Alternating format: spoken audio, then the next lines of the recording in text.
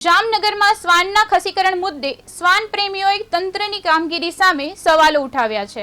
શ્વાન પ્રેમીઓનો આક્ષેપ છે કે ખસીકરણ બાદ શ્વાનોની યોગ્ય રીતે સંભાળ રાખવામાં આવતી નથી, જેના કારણે કેટલાક શ્વાનોના મોત થતા હોવાનું પણ આક્ષેપ કરવામાં આવ્યું છે।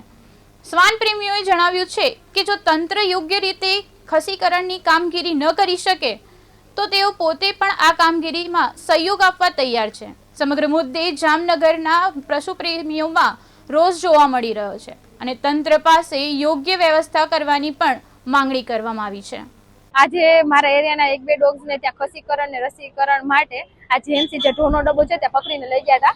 તો મને એની પીડા મતલબ એવું દુઃખ જોવાતું નહોતું, એટલે હું ગઈ ત્યાં મુલાકાત લેવા। ત્યાં મને જોવા મળ્યું કે ત્યાં પાણીની જ વ્યવસ્થા નથી અને ત્યાં કર્મચારીને પૂછ્યું તો એ લોકોએ મને કીધું કે 15 દિવસ ત્યાં પાણીની મોટર ચાલતી નથી ને 4 દિવસ પહેલા પાણીની મોટર જે સબમર્સિબલ હોય રિપેરમાં દીધી હતી, હજી સુધી આવી નથી। અને ત્યાં કર્મચારીને એવું પણ કહેવાનું છે, અમે અમારા ઉપરના જે સર છે ને કહીને થાકી ગયા કે અહીંયા પાણીની વ્યવસ્થા તમે કરાવો જલ્દી, અમને પણ મુશ્કેલી પડે છે, પણ એ લોકોનો કઈ રિપ્લાય નથી આવતો।